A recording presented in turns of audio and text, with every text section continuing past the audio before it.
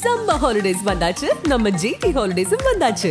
GT Holidays, South India's #1 travel brand. சென்னையின் number 1 mutton biryani ருசிக்க பாண்டி பஜார் பசும்பொன் ரெஸ்டாரண்ட்டுக்கு வாங்க.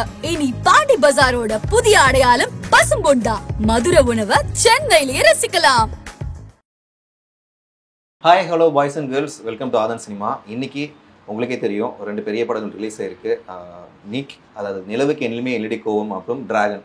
ஸோ 2 படத்தோட ரிவ்யூ வந்து பார்த்தீங்கன்னா ரொம்ப தெளிவாக நம்மளுக்கு அழகாக சொல்கிறதுக்காண்டி செய்யார் சாப்பிட்டு வந்திருக்கோம். சார் வணக்கம். சார் வணக்கம். எப்படி இருக்கீங்க? நல்லா இருக்குங்க. நிலவுக்கு என்மேல் எல்இடி கோவம், அந்த படத்தை வந்து மக்கள் வரவேற்ற விதத்தை எப்படி பார்க்குறீங்க சார்?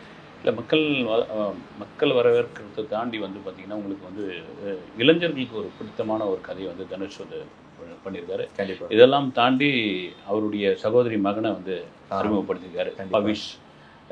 ஆக்சுவலாக வந்து ஒரு நேற்று தான் ஒரு ப்ரீமியம் ஷோ பார்த்தபோது கிட்டத்தட்ட ஒரு 80% வந்து யங்ஸ்டர்ஸ் தான் வந்து கொண்டாடுறாங்க. அதெல்லாம் தாண்டி இன்றைய காலகட்டத்துக்கு இந்த பசங்களுக்கு என்ன பிடிக்கும் அப்படின்ற ஒரு விஷயத்தை அருமையாக கொண்டு வந்து தனுஷ் சேர்த்துருக்காரு. குறிப்பாக அவருடைய டைரக்ஷனில் 3வது படம். கண்டிப்பாக சார். ஆமாம், ரொம்ப நல்ல வரவேற்பு நீங்கள் சொல்கிற மாதிரி இருக்குது. கண்டிப்பாக சார். ஏன்னா இப்போ நீங்கள் அவருக்கு 3வது படங்கிறத விட 3 படம் தான் எடுத்திருக்காரு. 3மே வெவ்வேறு ஜானர். ஃபர்ஸ்ட் வந்து பார்த்தீங்கன்னா ஒரு ஓல்டு மேனோட லவ் ஸ்டோரியை கொண்டு வந்திருப்பார் அழகா, பவர் பாண்டின்னு சொல்லிட்டு. 2வது பார்த்தீங்கன்னா ராயன்னு சொல்லிட்டு ஒரு ரா ஃபிலிம், ஒரு ஃபேமிலி பேஸ் கதையோட சேர்த்து ஒரு ராவாக கொடுத்துருவோம். 3வது வந்து இப்போ இருக்க இளைஞருக்கு ஏற்ற மாதிரி ஒரு ஃபிலிம் கொடுத்துருக்காரு. இது 3 வெவ்வேறு ஜானரில் எப்படி பண்ணியிருக்காரு சார் தனுஷ் டேரக்டரா? இல்லை, டேரக்டர் நீங்கள் தான் சொல்லிட்டீங்க. 2 படம் வந்துடுச்சு. ஓகே, அது 2 விதமான விமர்சனங்கள் இருந்தது. குறிப்பாக இந்த படத்தை எப்படி பண்ண போகிறார் அப்படின்ற ஒரு விஷயம் இருந்தபோது, இந்த நீங்கள் நிலவுக்கு என் மேல் என்னடி கோபம் பார்த்தீங்கன்னா கதை அப்படின்னு பார்க்கும்பொழுது தான் கட்டிக்கு போகிற பொண்ணுக்கிட்ட தன்னுடைய எக்ஸ் லவ்வருடைய கதையை சொல்லக்கூடிய ஒருத்தன். அந்த கதை அந்த லவ் எப்படி வந்தது, அந்த லவ் எப்படி பிரேக்கப் ஆச்சு அப்படின்னு சொல்லிட்டு திரும்ப அந்த எக்ஸ் லவருக்குடைய கல்யாணத்துக்கு அவன் போகிறான். இதுக்கு மேலே கதையை ரிவீல் பண்ணுவான்னா என்ன நடக்குதுன்ற மாதிரியான என்ன நடக்குதுன்னா கதையை வந்து அதான் திரும்ப சொல்கிறது தான் வந்து. ஏன்னா இப்போது நிறைய அப்டேட் ஆகணும் அப்படின்ற ஒரு விஷயம், டைரக்ஷனில் நிறைய அப்டேட் ஆகணும்னு சொல்கிறதுக்கான காரணம் என்னென்னா, இன்றைய இளைஞர்கள் உங்களுக்கு உள்ளங்கையிலேயே உலகம், அப்படி உள்ளங்கையிலேயே சினிமாவை பார்த்துட்டு போயிட்டே இருக்கிறாங்க. அவங்கள தேட்டருக்கு வரவழைக்கணும் அப்படின்னா இந்த மாதிரியான ஒரு விஷயத்தை உள்ளே சேர்க்கணுன்ற மாதிரி அவங்களுக்கு பிடித்தமான ஒரு கதையை செய்யணுன்றதுல தனுஷ் மிக தெளிவாக வந்து பண்ணியிருக்காரு. ஒருவேளை அவர்கிட்ட இருக்க ஏடிஸ்லாம் அந்த மாதிரி வந்து ஒரு 2K கிட்ஸாக மேபி இருந்தாலும் இருக்கலாம் வந்து. அது ஒரு பெரிய சாமர்த்தியம் தான். ஏன்னா அவங்களுடைய ஐடியாஸ் இவர் வந்து இம்ப்ளிமெண்ட் பண்ணியிருக்கலாம் வந்து. ஓவரால் நீங்கள் சொல்கிற மாதிரி இந்த படத்தை வந்து கொண்டாடிட்டு இருக்காங்க. கண்டிப்பாக சார். தனுஷ்க்கு இது 3வது படமாக இருந்தாலும் ஸ்க்ரீன் பிளேயில் அவர் பண்ணதை நம்ம ஏற்கனவே பார்த்துருக்கோம். அவருக்கு ஸ்க்ரீன் பிளேக்கு அவார்டே கிடைச்சி. இந்த படத்தில் ஒர்க் பண்ண ஸ்க்ரீன் பிளே எவ்வளோ ஒர்க் அவுட் ஆகிருக்கு? இல்லை, ஸ்க்ரீன் பிளே வந்து உங்களுக்கு முக்கியமாக படம் வந்து ஒரு 2 மணி நேரம் 10 நிமிஷம் எங்கேயுமே போர் அடிக்கல. அதுதான் அந்த ஸ்க்ரீன் பிளேக்கான வெற்றி. நீங்கள் படம் பார்த்துட்டு போனவங்களை எல்லாம் சொல்கிறது என்ன, போர் அடிக்கலப்பா அப்படின்னு. அந்த போர் அடிக்காத மாதிரியான ஒரு படத்தை நீங்கள் பண்ணிட்டீங்களாலே சக்ஸஸ் தான். கண்டிப்பாக சார். இப்போ இது வந்து 3வது படங்களை தாண்டி இப்போ அடுத்து வெவ்வேறு வரிசை படங்கள் பண்ண போகிறாரு. ஸோ இந்த படம் வந்து அவரோட அடுத்த கட்ட படமான இட்லி கடைக்கு வந்து ஒரு எக்ஸ்பெக்டேஷன் கண்டிப்பாக கொடுத்துருக்காரு. கண்டிப்பாக இருக்கும். நீங்கள் சொன்ன மாதிரி மற்ற 2 படங்களும் வெவ்வேறு ஜானர், இதே போல் இதுவும் வந்து வேற ஒரு இதுவாக இருக்கும்போது இட்லி கடையும் வேற என்ன, இட்லி கடை என்ன பேச போகுதுன்னு நமக்கு தெரியல. கண்டிப்பாக எனக்கு தெரிஞ்சு பார்த்தீங்கன்னா நடிகர் தனுஷ், பாடலாசிரியர் தனுஷ், அதை தாண்டி வந்து இயக்குனர் தனுஷாவும் தன்னை வந்து நிரூபிச்சுட்டு இருக்காரு. இட்லி கடையும் ஒரு எதிர்பார்ப்புக்குள்ள படமா இருக்கும்னு நான் நம்புறேன். கண்டிப்பா அது என்ன ஜேர்னல் இப்போ வரைக்கும் கண்டுபிடிக்க முடியாத அளவுக்கு போயிட்டு இருக்கு. Super sir. அதே மாதிரி கேஸ்டிங் பற்றி பேசுவோம் சார். தனுஷோட அக்கா பையனாக இருந்தாலுமே அவர் நடிப்பு வந்து ஒரு சில இடத்துல அவர் தான் அடுத்த தனுஷ்னு பேசுகிற அளவுக்கு மக்கள் பேச வச்சிருக்கு. அதை எப்படி பார்க்குறீங்க? அடுத்த தனுஷை தாண்டி வந்து நீங்கள் தனுஷை ஜெராக்ஸ் மிஷனில் விட்டீங்கன்னா வெளியே பவிஷ் மாதிரி தான் வந்து விடுறாரு. அந்த மேனரிசம், அவர் பேசுறது, அந்த டோனு எல்லாமே அப்படி தான் இருக்குது. அதை நான் கூட சொல்லியிருந்தேன் வந்து, தொடர்ச்சியாக ஒரு ஆளை உட்கார வச்சு ஒரு 5 நாள் தனுஷ் படத்தை பார்க்க வச்சா 6வது நாள் அவனுக்கே வந்து தனுஷ் மாதிரியான ஒரு சின்ன இதெல்லாம் வரும். அவங்க வீட்லேயே வளர்ந்த பையன், தாய்மாமன் வேற. பொதுவாக சொல்லுவாங்க வந்து தாய்மாமன் மாதிரியே இருக்கான் பாருங்க அப்படின்வாங்க அந்த பூரா இதில். அதனால் அந்த பாதிப்பு இருக்கு. 2வது தனுஷ் தான் வந்து ஆக்ட் பண்ணி நடித்து காமிச்சிருப்பாரு. அதே கூட அவர் உள்வாங்கி நடிச்சிருக்கலாம். ஏறக்குறைய தனுஷை இன்னொரு வெர்ஷனில் பார்த்த மாதிரியே இருந்த பவிஷை பார்க்கும்போது கண்டிப்பாக சார். அந்த முதல் ஆக்டரிங் மாதிரி இருந்துச்சு சார். ஏன்னா அவர் வந்து பார்த்தீங்கன்னா இது அவருக்கு டெபியூட் ஃபிலிம். ஆனால் டெபியூட் ஃபிலிமை தாண்டி அவர் ரொம்ப நல்லா பண்ணியிருக்காரு. அதை எப்படி பார்க்குறீங்க? இல்லை, அது நல்லா வேலை வாங்கியிருக்காரு. அவர் நிறைய இந்த மாதிரியான ஏதோ ட்ரைனிங் எடுத்திருப்பாருன்னு நினைக்கிறேன். இந்த படத்துக்கு நிறைய ஒதுக்கி பார்த்துருப்பாங்கன்னு நான் முடிவு பண்ணுறேன். ஏன்னா முதல் படத்தில் ஒரு சின்ன ஜெர்க் இருக்கும்.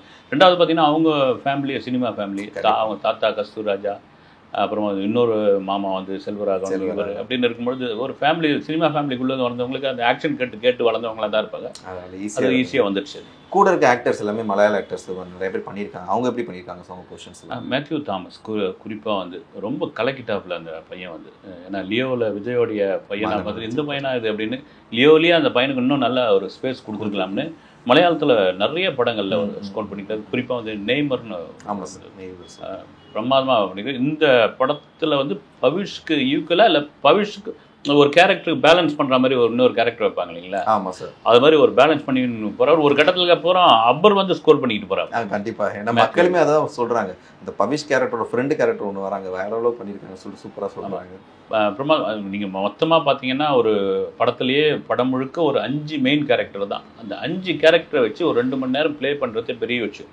அதுக்கு வந்து இந்த ஸ்க்ரீன் ப்ளே ரொம்ப ஸ்ட்ராங்காக பண்ணியிருக்காப்புல தனுஷ் அவர்கள். அது ஒர்க் அவுட் ஆகிருக்கு. படத்தில் கோல்டன் ஸ்பேரோ பாடல்களை தாண்டி மிச்ச பாடல்கள் எப்படி ரிசீவ் ஆச்சு சார்? இல்லை, ஜிவி பிரகாஷ் இந்த படத்துக்கு ஒரு பெரிய படம் தான் வந்து. அவரே வந்து ஒரு கேமியோ மாதிரி கேமியோ பண்ணியிருக்காரு.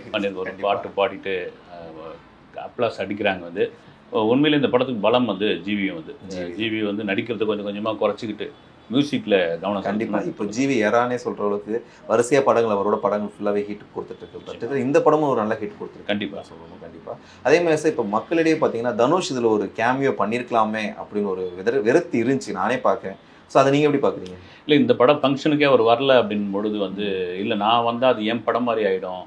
ஆக்சுவலாக டைரக்டர் வந்து தான் ஆகணும். வந்து அதுக்கே அவர் வரல, நான் என் படம் மாதிரி ஆகிடும், என்னுடைய எந்த பங்களிப்பும் அந்த படத்தில் இருக்கக்கூடாது, அந்த வெற்றி வந்து அந்த பவிஷோடைய வெற்றியாக இருக்கணும் அப்படின்னு அவர் நினச்சிருக்காருன்னு தெரியல. வந்து மேபி வந்திருக்கலாம். நிறைய நாங்கள் எல்லாரும் கூட எதிர்பார்த்துட்டு இருந்தாங்க ஏதாவது ஒரு சீனில் வருவார் அப்படின்னு. ஆனால் வரல. அது நல்ல வரவேற்கத்தக்க விஷயம் தான். நான் டைரக்டராக மட்டும் இருந்துட்டு போயிடுறோமான்னு பண்ணியிருக்காப்புல. படம் முழுக்க வந்து அந்த ஒரு 5 கேரக்டர் சொன்னீங்களா, அந்த 5 கேரக்டர் ஈக்குவலாக பண்ணிகிட்டு இருக்காங்க. ஈக்குவலாக பண்ணிட்டு இருக்காங்க. அதுக்கு தனுஷோடைய அந்த டைரக்ஷன் தான் காரணம். கண்டிப்பாக சார். அந்த கிளைமேக்ஸ் முடிச்ச விதத்திலிருந்து அடுத்த படத்துக்கு உண்டான லீட் அதை எப்படி பார்க்குறீங்க? இல்லை, கிளைமேக்ஸ் வந்து ஒரு ஒரு ஒரு தமாஷா இருக்கும். அது லாஜிக் இருக்காது, ஆனால் அதை விரும்புகிறாங்க. வந்து தாண்டி வந்து பார்ட் 2 அப்படின்பொழுது பார்ட் 2க்கான எதிர்பார்ப்பு கிளாப்ஸே அடிக்கிறாங்க. ஒன்றும் இல்லை, ஏதோ படங்கள் பார்ட் 2 வரும்பொழுது இதுக்கு நல்ல வரவேற்பு இருக்குது. பார்ட் 2 பண்ணுறதுக்கான ஒரு லீடோட நல்ல ஒரு லீடோடய கொடுத்துருக்காரு. அது கண்டிப்பாக நல்ல ஒரு லீடோடய கொடுத்துருக்காரு. அதை தாண்டி சார் இந்த படத்து மூலிமா என்ன ஒரு கருத்து மக்களுக்கு சொல்ல வராங்கன்னு நினைக்கிறீங்க சார்?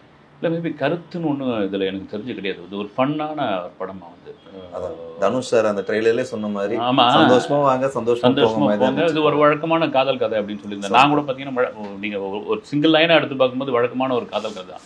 அதில் சின்ன சின்ன விஷயங்கள் வந்து ஒரு ஜாலியாக போகிறது, ஒரு அப்பா மகள் சென்டிமெண்ட் குறிப்பாக வந்து அதை கூட சொல்லிடலாம். வந்து அனிகாவுக்கும் சரத்குமாருக்குமான அந்த ஒரு அப்பா மகள் சென்டிமெண்ட் சூப்பராக ஒர்க் அவுட் ஆகிடும். கொஞ்ச நேரம் நானும் வந்து அது சொல்லவும் கூடாது.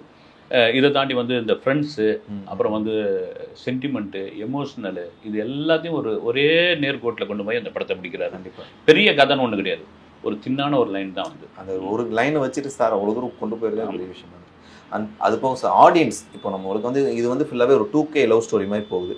ஸோ இப்போ இருக்க ஃபேமிலி ஆடியன்ஸுக்கு செட் ஆகும் நினைக்கிறீங்க சார்? இல்லை, ஃபேமிலி ஆடியன்ஸ் வந்து பார்க்கலாம். அது காரணம் என்னென்னா, ஆனால் படம் என்னென்னா ஃபேமிலி ஆடியன்ஸ் செட் ஆகுமா அப்படின்னா எனக்கு சின்ன வருத்தம் இந்த படத்து மேலே. என்னென்னா படம் ஆரம்பித்ததுலேருந்து முடிகிற வரைக்கும் வந்து சரக்காக அடிச்சுக்கிட்டு இருக்காங்க. வந்து இது ஏதோ 2K கிட்ஸ்லாம் வந்து போதையிலேயே மிதக்கிற மாதிரியான ஒரு விஷயமா அந்த படத்தில் வந்து இது பண்ணியிருக்காங்க. அது நிறைய கூட குறைச்சிருக்கலாம். அது ஏன் பண்ணியிருக்காங்கன்னு தெரியல. எப்போ பார்த்தாலும் பாட்டிலுங்க அதிகமாக இருக்காங்க. வந்து இன்றைக்கி போதையை ஒழிக்கிறதுக்கு பெரும்பாடாக இருக்குது. கண்டிப்பாக நிச்சயமாக வந்து அவங்களுக்கு ஏதோ வந்து நீங்கள் ஒரு விஜய் அஜித் அவங்களுடைய படங்களில் சேர்க்கும்பொழுது குய்யோ முறைன்னு கத்துறீங்க. வந்து அவங்களுக்கு வந்து கோடிக்கணக்கான ஃபாலோவர்ஸ் இருக்காங்க, ரைட்டு. இப்போ இந்த படத்துக்கு ஒரு எதிர்பார்ப்பு இல்லைங்களா? கண்டிப்பாக. அவங்கள விட இந்த படத்துக்கு வந்து என்னென்னா யங்ஸ்டர் ஒட்டுமொத்தமாக போகும்போது நீங்கள் சர்வசாதாரணமாக அந்த குடியை வந்து நீங்கள் போகிற போக்கில் வந்து ஒரு சாஃப்ட் ட்ரிங்க் சாப்பிட்ற மாதிரி சாப்பிட்டு போயினே இருக்கலாம்பா அப்படின்னு சொல்கிறது ரொம்ப நெருடலாக இருக்குது. இனி வரும் படங்களில் இதை குறைச்சிக்கலாம்னு எனக்கு தோணுது. இதை தாண்டி வந்து ஃபேமிலியாக பார்க்கலாம். வந்து ஒரு ஆபாச காட்சிகளோ அல்லது இரட்டை அர்த்தமுள்ள வசனங்களோ எதுவும் இல்லை. கதை வந்து பார்த்தீங்கன்னா ஃபுல் அண்ட் ஃபுல் வந்து ஒரு எலைட் ஸ்டோரி மாதிரி இருக்குது. அதாவது நம்ம ஆடியன்ஸ் நார்மல் ஆடியன்ஸ்க்கு வந்து கொஞ்சம் செட் ஆகிற மாதிரி கொஞ்சம் ஹை கிளாஸ் பீப்புள்ஸ் அவங்க கொண்டு போகிற கதை மாதிரி இருக்குது. ஸோ அது எது பேக்ட்ராவாக இருக்கும்னு நினைக்கிறேன். இல்லைங்க, அவன் ஹீரோவே வந்து ஒரு நடுத்தர மிடில் கிளாஸ் பையன். அதுவே பெரிய பலம். வந்து ஒரு மிடில் கிளாஸ் பையன், அந்த மிடில் கிளாஸ் பையன் ஒரு பொண்ணை லவ் பண்ணுறான். லவ் பண்ணுற பொண்ணு அவங்க வீட்டுக்கு கூட்டு போகிறான். அந்த வீடு எப்படி இருக்குன்னே தெரியாது. அவன் முதல் முறையாக பார்க்கும்போது பார்த்தீங்கன்னா அவ்வளோ பெரிய மாளிகையாக இருக்குது, 10 கார் நிற்குது. ஒரு மிடில் கிளாஸ், ரொம்ப ஒரு அப்பர் மிடில் மாதிரியான ஒரு இது கூட கிடையாது. ஒரு மிடில் கிளாஸ். தனுஷோட வெற்றியின் காரணம் என்னன்னா இந்த சாதாரண ஒரு சட்டை போட்டு நம்ம வீட்டு பையன் மாதிரி இருக்கான், நம்ம பக்கத்து வீட்டு பையன் மாதிரி இருக்கான் அப்படின்ற ஒரு விஷயம் தான். அதை தான் பவிஷ்கிட்டையும் அவர் வந்து அப்ளை பண்ணியிருக்காரு. கண்டிப்பாக சார். இப்போ இது தனுஷோட தேர்டு படம், இது அவருக்கு சூப்பர் டூ ஹிட் அமையுமா? இல்லை, மேபி நீங்கள் நல்ல ரெஸ்பான்ஸ் இருக்கு இல்லைங்களா? ஆமாம், நல்ல ரெஸ்பான்ஸ் இருக்குது கண்டிப்பாக. ஸோ நான் இப்போ டைரக்ஷன் தாண்டி இப்போ ஆக்டிங்லேயுமே அவர் கொஞ்சம் ஃபோக்கஸ், அவர் நடிக்கிற படங்களையும் சரி, அவர் டைரக்ஷன் பண்ணுறதுமே சரி, ஒரு இப்போ கொஞ்சமாக அவரோட சேஞ்சஸ் நிறைய மாற்றிட்டு வர்றாரு. முன்னாடி பார்த்தீங்கன்னா ரொம்ப சாதாரண கதைகளாக இருக்கும், அந்த மாதிரி பண்ணிட்டு இருந்தார். ஸோ இப்போ ஒரு வர பாதையில் எப்படி பார்க்குறீங்க சார், கொண்டு போகிற பாதைகள்? இல்லை, தனுஷ் வந்து நிறைய படம் பண்ணிக்கிட்டு இருக்காரு. ஒரு நம்ம சொல்கிற மாதிரி வந்து ஒரு சாதாரண பையனாக இருந்து இன்றைக்கி வந்து பாலிவுட்டை தாண்டி ஹாலிவுட்லேயும் படம் பண்ணிட்டாரு. இப்போ கூட டெல்லியில் தான் இருக்காரு, வந்து ஷூட்டிங்கில் வந்து ஆனந்த் எல் ராய் படத்தில் நடிச்சிட்டு இருக்காரு. ஒரு நல்ல வளர்ச்சி தான் வந்து தன்னைத்தானே செதுக்கிட்டுருவாங்களே அது மாதிரி வந்து நிறைய உருவகலிக்கு உள்ளானவர், அதிக விமர்சனக்கு உள்ளானவர், நாம் ஜெயிச்சாகணுன்ற ஒரு வெறி இருக்கு இல்லைங்களா, அதுதான் இந்த லெவலுக்கு வந்து கொண்டு வந்து நிறுத்திருப்பார் சார். Super sir. ஸோ நீக்கை பற்றி நிறைய விஷயங்கள் பேசணும் சார். அடுத்த கட்டமாக இது கூடவே ரிலீஸ் ஆன டிராகன் அப்படிங்கிற பேருக்கு ஏற்றமே கதை இருந்துச்சா சார்? இந்த டிராகன் கூட அந்த டைரக்டர் அஸ்வந்த் மாரிமுத்து கூட சொல்லிட்டு இருந்தார் வந்து இது ஒரு உல்டாவான கதையாக இருக்குங்க அப்படின்னு வந்து சொல்லியிருந்தாரு. ஆக்சுவலாக என்னென்னா ஸ்கூலில் டாப்பராக வர ஒரு பையன் டாப்பராக வரத்தை வச்சு பொண்ணுங்களை நம்ம லவ் பண்ணோம் அப்படின்னு நினைக்கிறான். அந்த பொண்ணுங்கன்னு மொத்தமாக சொல்ல, அந்த பொண்ணு என்ன சொல்கிறா, நீ வந்து இந்த மாதிரி நல்லா படிக்கிற பையனை விட ரகடாக இருக்கிறான் பாரு, அந்த பையன் தான் எனக்கு ரொம்ப பிடிக்கணும்னு காலேஜில் அவன் ரகடாக மாறுறான். 48 அரியர் வைக்கிறான். அரியர்ஸ் வச்ச பிறகு அவனுடைய வாழ்க்கை எப்படி மாறுது, அவன் அதுலேருந்து எப்படி மீண்டான், அதான் ஒன்லைன், அதான் கதை. ஸோ டேரக்டர் சொன்ன மாதிரி கதற இருந்துச்சா சார் படம்? இல்லை, அதையும் பார்த்தீங்கன்னா ஒரு செட்டப் ஆடியன்ஸ் வந்து அது குறிப்பாக அந்த யங்ஸ்டர்ஸ் வந்து நல்லா வரவேற்கிறாங்க. இவர் பிரதீப் ரங்கநாதனுக்கு லவ் டுடேக்கு பிறகு வர படம் லவ் டுடேலே வந்து அவர் ஒரு பெரிய ஃபேன்ஸ் பிடிச்சிட்டாரு. இந்த படத்துக்கு நல்ல வரவேற்பு அவருக்கு இருக்குது. அதை தாண்டி ஒரு மாதிரி இப்போ ஒரு ஃபர்ஸ்ட் ஹாஃப் வந்து கொஞ்சம் லேகோடு ஆரம்பித்தாலும் அதன் பிறகு படம் சூடு பிடிக்காது. இன்ட்ரோல் பிளாக் அப்புறம் வந்து படம் வேற லெவலில் போயிட்டு இருக்கு சார். இப்போ ஃபர்ஸ்ட் ஹாஃப் கொஞ்சம் லேகர்னு சொன்னீங்க சார். இப்போ இந்த ஃபர்ஸ்ட் ஹாஃப் வந்து இந்த காலேஜ் சீன்ஸ் எல்லாமே கொஞ்சம் அந்த டானோட சாயல் அடிச்ச மாதிரி சொல்கிறாங்க, அதை எப்படி பார்க்க? இல்லை, நீங்கள் காலேஜ் படங்கள் அப்படின் போது ஒவ்வொரு ஒரு 10 வருஷத்துக்கு அல்லது 20 வருஷத்துக்கு மாறிக்கிட்டே இருக்கும். நீங்கள் 80s படம் பார்த்தீங்கன்னா ஒருதலை ராகத்துடைய இது வந்து மாற்றுச்சு. அதன் பிறகு அப்படியே 90s வேறு மாதிரி ஒரு ஈரமான ரோஜா மாதிரியான படங்கள் வந்துருந்து.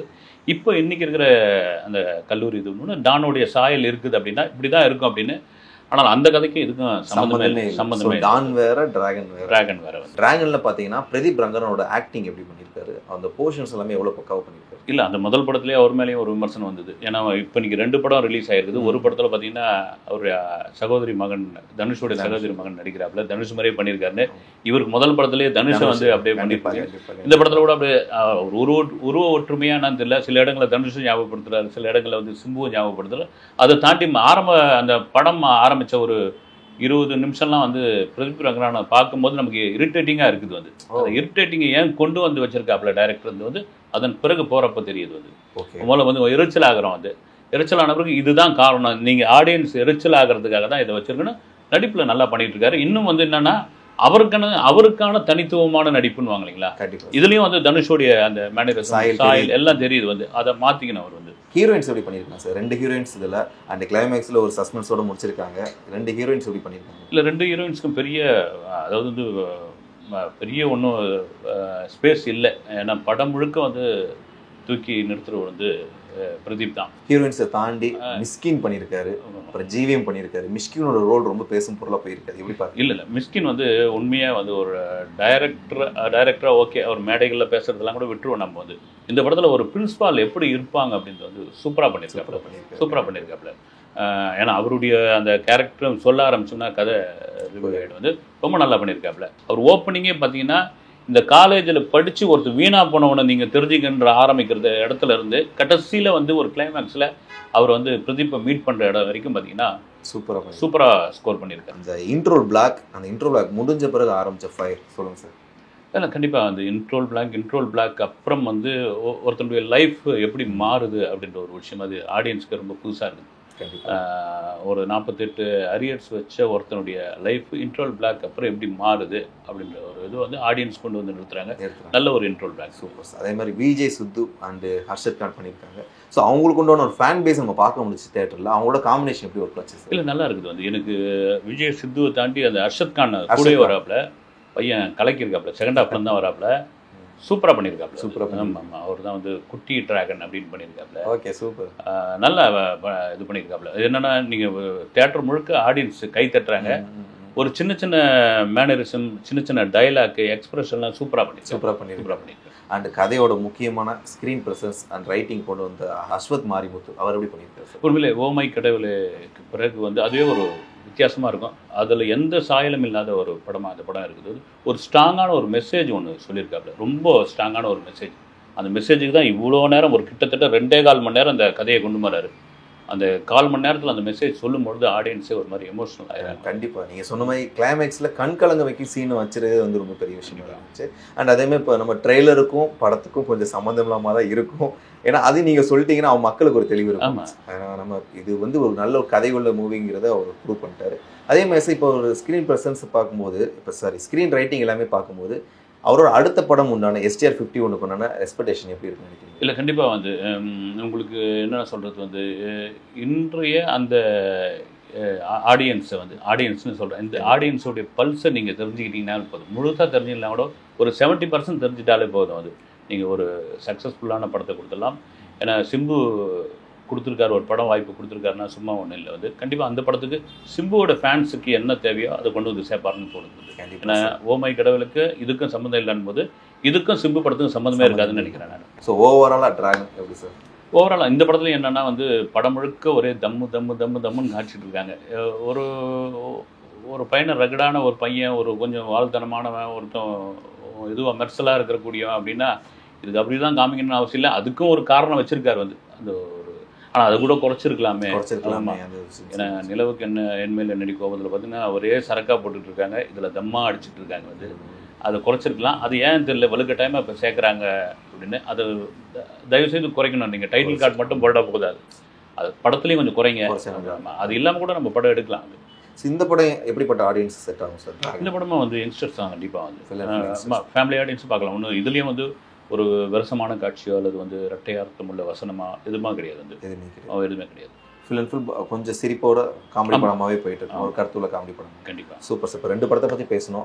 2 படத்துக்கு உண்டான ஒரு எக்ஸ்பெக்டேஷனை தாண்டி 2 படத்துக்கு உண்டான வரவேற்பு எப்படி இருக்குது? எது கொஞ்சம் ஜெயிச்ச மாதிரி இருக்குன்னு நினைக்கிறேன்? இல்லை, 2 படத்துக்குமே நான் தான் நினச்சேன் வந்து ஒன்று ஏதாவது ஒன்று டவுனாக ஒன்று ஹிட் ஆகும்போது 2 படத்துக்கு கண்டிப்பாக ஆடியன்ஸ் வருவாங்க. 2 வெவ்வேறு ஜேனர் அப்படின் போது இதை பார்த்துட்டு அதை பார்க்கலாம், அதை பார்த்துட்டு இதை பார்க்கலான்ற ஒரு மனநிலை ஒரு நல்ல வரவேற்கக்கூடிய ஒரு விஷயம். தமிழ் சினிமாவுக்கு அந்த மாதிரியான படங்கள் தான் வேணும். வந்து எல்லா படமும் ஓடணும் அப்படின்ற ஒரு ஆசை.